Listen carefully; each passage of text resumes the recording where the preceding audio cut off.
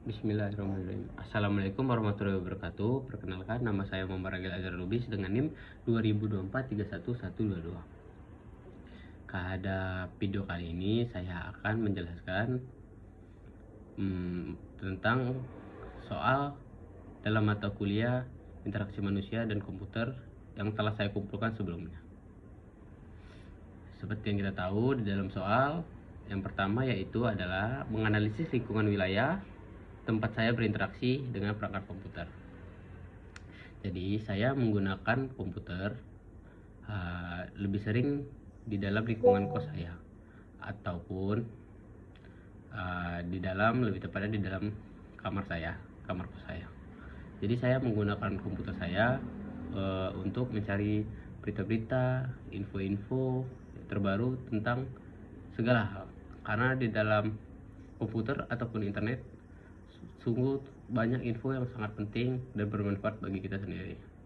Contohnya saja seperti yang kemarin saya sedang membaca tentang berita tarif impor Amerika dengan Cina yang sedang bersaing dengan tarif impornya. Selanjutnya ada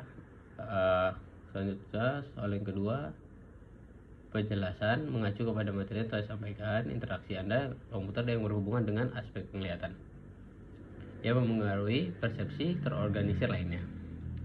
Jadi di dalam aspek penglihatan saya semakin terbuka pikiran saya dengan berita-berita, dengan menggunakan komputer, semakin mahir, semakin terarah gitu apa manfaatnya gitu. Seperti saya semakin tertarik lah untuk membaca berita-berita ataupun informasi yang ada di internet melalui komputer. Selanjutnya dalam aspek pendengaran. Dalam aspek pendengaran saya lebih sering menggunakan komputer untuk mendengarkan lagu. Jadi saya mengerjakan tugas sambil mendengar lagu. Jadi seperti lebih enjoy, relax, dan tenang aja, dan merasa lebih cepat aja sih melakukan tugasnya. Selanjutnya ada aspek sentuhan.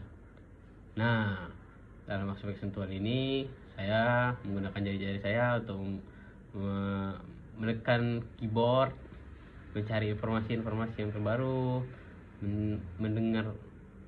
mendengar lagu-lagu baru melalui komputer. Saya seperti merilekskan tangan saya lah ataupun jari-jari saya.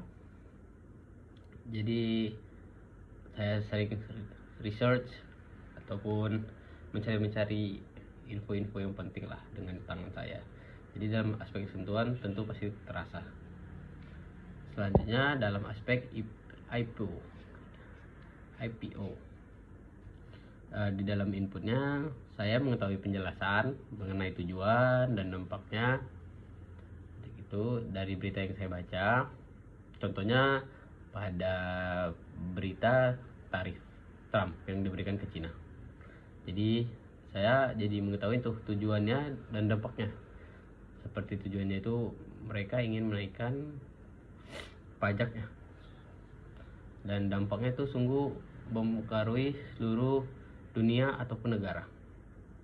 Selanjutnya di dalam prosesnya saya memeriksa dampak dari tarif yang dikenakan dan menganalisis